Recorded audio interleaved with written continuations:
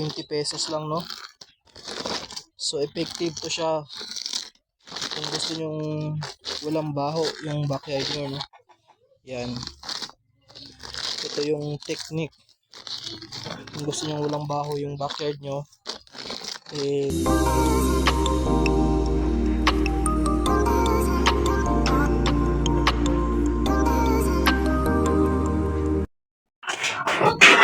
Good afternoon, guys.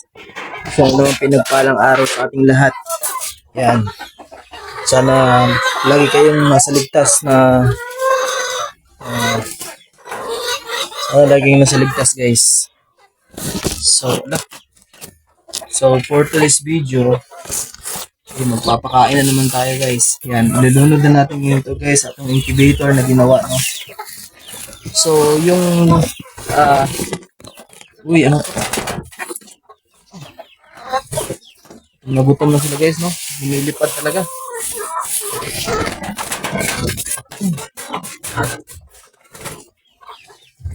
Nagutom na talaga, lumilipad naman. Tingnan muna natin sila.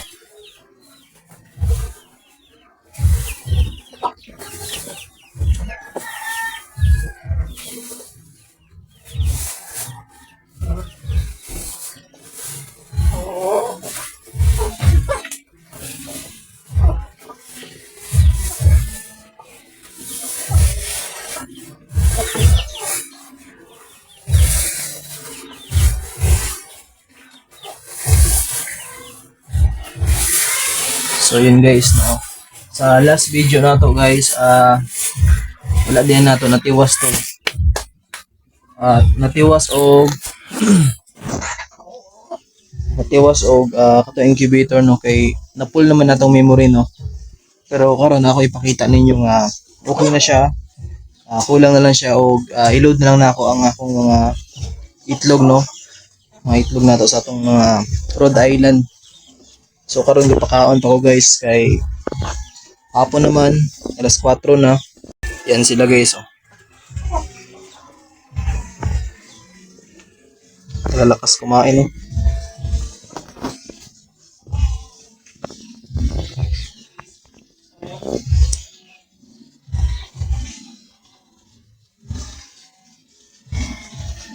Yan yung mga nakuligta nating itlog. Meron pa doon.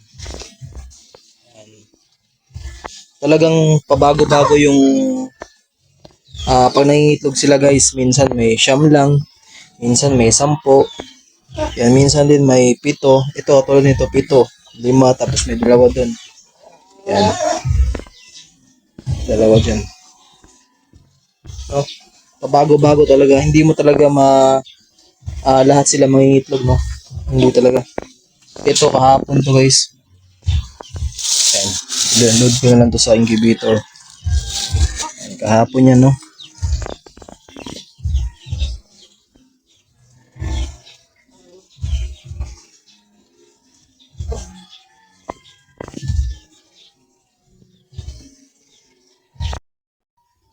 Yan, so tapos na tayo magpakain, guys, no? Ayan, tapos na tayo magpakain. So kanina pala pumunta ako sa bilihan, no? Bilihan ng mga kusot. So nakabili tayo ng kusot. Ano bang tawag dito sa ano, guys? Kusot. Kusot man to sa Tagalog, guys, no? Ito, guys, oh. Kusot sa Tagalog. Yan. So nakabili tayo sa halagang 20 pesos lang, no? So effective to siya kung gusto nyong walang baho yung backyard nyo, no? Yan, ito yung technique kung gusto nyong walang baho yung backyard nyo, lagyan nyo po ng kusot. Yan. Ano kaya to dito sa ano, kasi kusot lang ang alam ko nito, eh. Yan. Yan, no? Kusot. Tapos yan, i-agis nyo lang yan dyan. Yan. Yan, kusot.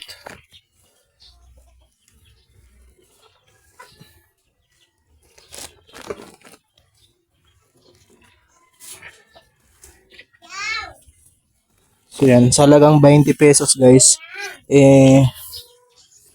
may iwasan nyo ng bumaho yung mga ano nyo, yung backyard nyo po. Yan. Kasi ano po, talagang ano to, talagang yun, kinakain din nila oh. Pero okay lang naman yan.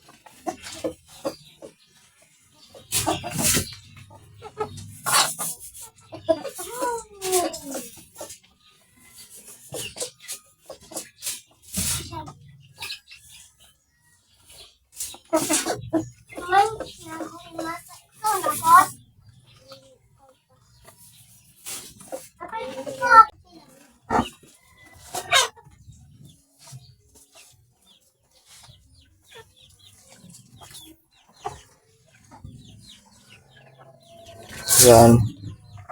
So yun guys, no. Nalagyan na natin sila ng beadings. Yan. Yan yung beadings guys na tinatawag. Yan. So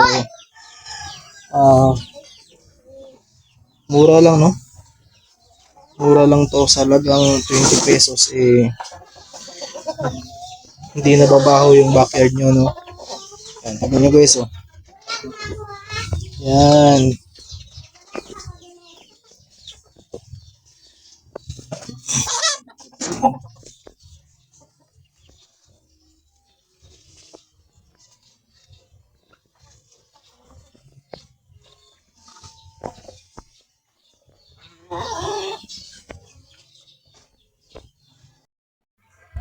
So ito na pala yung ano natin guys, no, yung incubator na ginawa natin last time sa atong video. Yan, ito na yun siya, oh. Ayan. Yan, ilagay ko na tong 25 watts na bumbilya, no, tapos yung sensor nya nandito rin, and then yung kanyang humidity. Yan, humidity, no. So yan, ito yung setup, no, yung pinakita ko sa inyo, yung binutasan ng natin. Nilagyan ko lang siya ng karton para talagang tumibay siya guys, no. Tapos hindi rin siya masakit sa mata pag patay sindi, no, kasi minsan talagang magigising tayo pag pag patay sindi yung ilaw, patay sindi. Tapos ito hindi mo na makikita kung nakasindi ba or nakailaw, no. Yan. Ito na guys, no. Ito lang. Tapos yung kahapon, yung nilagyan natin ng kahapon ba yun guys? Or last day pa yun. Basta kahapon siguro yun kasi in-upload ko yun ng kanina. Kanina pala, no. In-upload ko kanina. Yan. Yan lang, oh. Binutasan ko lang to guys, no. Ito yung magsisilbing ventilation niya, no. Binutasan ko lang po yan. Yung sa screwdriver na pangbutas niyan. Ininit ko lang po yung screwdriver, tapos yung binutasan ko. Yan po, no. Napakasimple lang po. Ito ko ilalagay yung mga itlog. Lalagyan na natin yan ng dito. Tapos pwede na natin ilagay yung itlog. Yan. Napakasimple lang, no.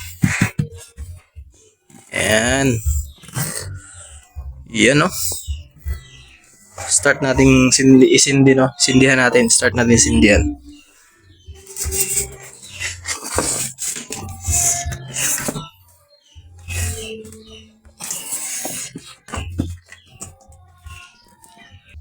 Yan. At umilaw na. Yan. So napakasimple lang guys, no. Yan. Talagang effective po ito. Subok na po natin to, no. Yung ganito lang yung ano, pag-aano ng incubator. Yan. 25 watts na incandescent bulb, no.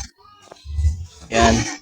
So talagang kung mag-aano kayo, maggagawa po kayo ng incubator, kung gusto niyo ng walang blower, yung ganitong setup lang po. Yan.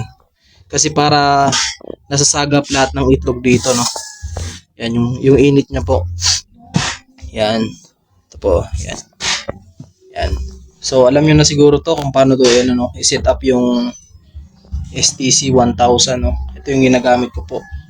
Meron din yung ano, yung ibang thermostat, pero sabi nila mahirap daw to ano,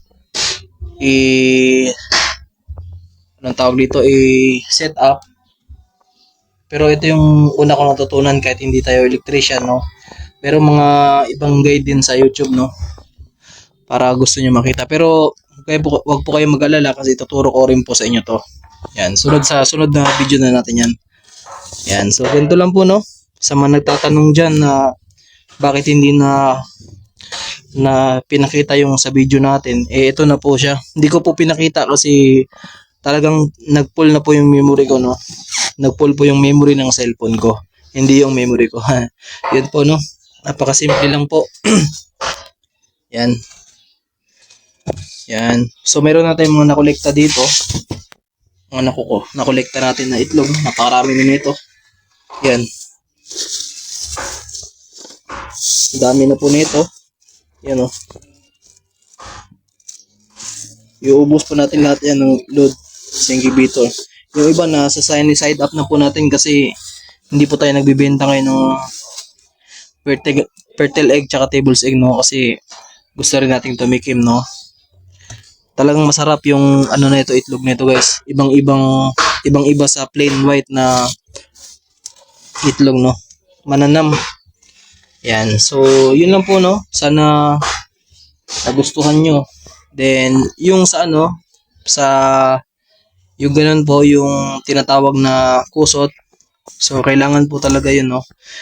Kusot. Kasi, importante po yun sa backyard, no. So, yun guys, kailangan po talaga dapat na kunyari yung area nyo po matao or meron kayong mga kapitbahay, so talagang merong cause, no, na babaho po talaga yung manukan nyo. So advice ko po sa inyo, kailangan po natin ng mga ganun, yung mga kusot or yung mga rice hull, yung tinatawag nila, para reduce yung yung baho, no, yung baho po ng dumi ng mga manok. Pero pag nilagay niyo po ng ganun, okay na po, hindi po yun talaga babaho kasi didikit po doon yung mga yung mga dumi nila, no. Didikit po doon, tapos pag kakakain nila, anong tawag po doon, yung kakakain po nila, so matatabunan po. So meron yan po yung advantage, no, pag may mga ganyan kayo, yung tinatawag na kusot. Barato lang, nahirapan po talaga ako mag-Tagalog, no. Mura lang po talaga yan siya doon sa mga sa mga yung nagtitinda ng mga kusot, no, yung alam niyo po yun sa mga lumber na nagagabas po sila nung nagpuputol ng mga kahoy. Doon barato lang po yan, tag 20 lang sa amin. Yung nakita niyo naman po, isang sako, no, tag 20 lang. So na po, makaka-save na po kayo. Pwede rin yan sa mga natin, sisiw natin, no. Yan, papakita ko rin sa inyo next vlog ko yung pag natin yung bidding sa ating mga mga sisiw. Tamang-tama po yung binili ko kasi meron na po tayong mag-hatch, no. May mag-hatch na po tayo ng ngayong 18, no. February 18. Sana po may nag-hatch. Kanina may nakuha po ako na mabaho na, nabugok siguro yon. Tinapon ko po, tapos inamoy ko. Diba, yun po, mabaho na. So, yun.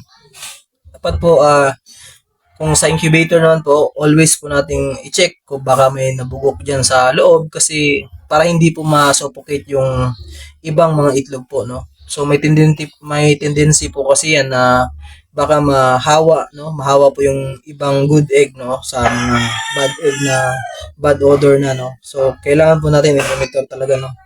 So, yun lang po, no? Sana may natutunan kayo ngayon sa aking video about sa para malis, no, yung baho ng ating backyard or ng ating manukan, eh, kailangan nyo po ng alternatibong kusot. Yun, no, kusot, and then, bisag katong rice hull, no? Kahit rice hull, okay yan. Goods yan, no? Basta meron na kayong pang beddings nila, hindi yung lupa talaga. Pwede rin lupa, pero araw-araw po kayong magwawalis, no? Kung sa lupa lang, araw-araw po kayong magwawalis diyan kasi ang dumi ng ano niyan. Yung ano nila dumi, no? Kailangan, so yung sa kusot lang eh pwede po kasi pag dumumi sila, kakain lang nila, pag nakakahanan na nila, yun, matatabunan na po, di ba? So yun, hindi na sila babaho. So yun lang, no? Sa mga ano diyan, yung mga area nila eh malalapit sa mga matao, sa mga kapitbahay nila. Yung mga kapitbahay nyo, talagang yung iba diyan magrereklamo, no, kasi mabaho nga. Oo, meron kasi akong ano dati, yung sa video natin, yung meron akong mga quail, no, yung mga quail. So ano ko na lang po yun, no? Talagang niluto ko na lang kasi mabaho po talaga yung quail. Kailangan talaga pag mag-ano kayo niya, mag-aalaga eh malayo. Eh dito sa amin merong mga ano po kasi may mga bata. May mga bata po, so hindi pwede. Kailangan talaga pong ma-monitor, no? Eh ako minsan lang po kasi ako nandito, eh lagi po ako nasa work, no, 8 hours. So kailangan yung quail po kasi sa isang araw eh 3 beses nyo po papakainin, no? Eh yung sa akin sa isang araw 2 beses lang kasi umaga tapos pag-uwi ko, di ba? Talagang ano tayo, mahina yung production ng itlog basta 2 beses lang sa isang araw. So yun, nag-decide ako na binigay inano ko talagang ano ko na kinain ko na, no, tapos yung ibang mga babae binalik ko sa pinagpalitan ko dati, no, doon binalik ko sa kanya ni Sir Raynan Dagoy, no. Shout out pala sa iyo, sir, no.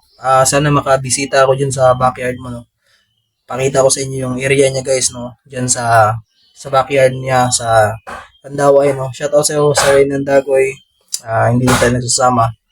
Yun. So, yun lang, guys, no. Sana may natutunan kayo sa ano natin sa for this video, no, na paano makalis ng baho sa chicken farm, sa ano natin sa manukan po natin, no. Yun lang po, no. Sana nagustuhan niyo tong video na to. I hope na meron kayong natutunan sa video na to kahit medyo tayo magtagalog kung hindi tayo magaling, pero pinipilit ko po, no, para yung mga followers nating iba, yung mga subscribers natin eh makarelate po sila sa araw-araw na ginagawa natin, no. Kahit yung mga ginagawa natin eh parang pabalik-balik lang, at least, no, at least meron kayong natutunan, or kung gusto nyo ba yung video ko eh na-encourage po kayo na paglilibangan nyo po ng oras, no, yun. So yun, maraming salamat po, no. Sana wag po kayong magsawa na tumingin sa ating YouTube channel, no. So sa mga hindi pa nakakapag-subscribe diyan eh ako po ay naglalambing sa inyo na baka naman po, no. Yun lang po. Maraming salamat po. Ang inyong lingkod, Jeffrey Tercio. Bye-bye.